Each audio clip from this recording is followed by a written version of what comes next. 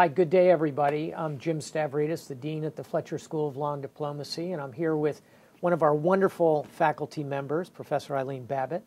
She's going to talk to us a little bit about some of her work in the Middle East, but I want to start by just asking, what are you going to be teaching this fall? I'm going to be teaching a seminar in conflict resolution theory, which is the core course for the international negotiation conflict resolution field. Wow. And then in the spring teaching our very famous negotiation course. It is very famous. And, you know, at the Fletcher School, as I think all of our alumni know, in the end, our job is to try and resolve conflict. And so this really is one of our flagship courses here, and we're thrilled with the work you do. Great. So speaking of which, there are certainly a rich bouquet of opportunities around the globe these days to try and work on conflict resolution. Right. I know you've been doing some work in this area in the Middle East. Could you say a word about that? Yeah. Well, a year ago, actually, I started a project in Israel, and it evolved from a course. Course I teach here on conflict resolution practice.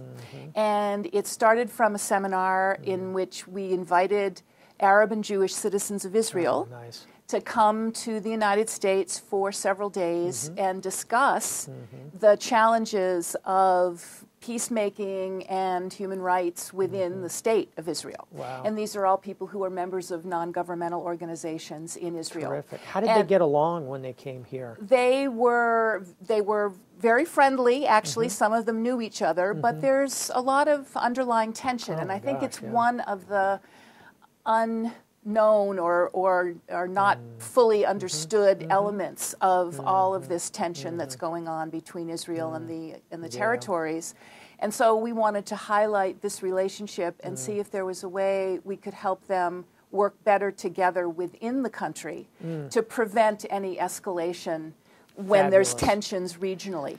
Yeah, fabulous. And of course, as you and I sit here today, hopefully the ceasefire that has just been announced in Gaza will hold. Yes. We'll see. Exactly. But I think these kind of efforts, what some call track 2 diplomacy, I think can be seminal in helping solve these things longer term. Yes, yes. So inshallah, we'll see some results from that project.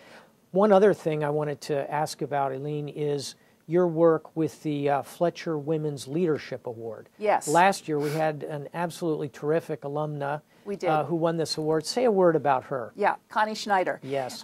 She is a Fletcher graduate. The award is meant to go to a woman graduate of Fletcher, mid-career, who's working with international issues, international projects, and is having impact, where we can actually see the results of the work that they're doing. So Connie was one of the people nominated last year. She rose very quickly to the top of the pile. Sure she did. She's been doing work in Africa and with the UN Development Program.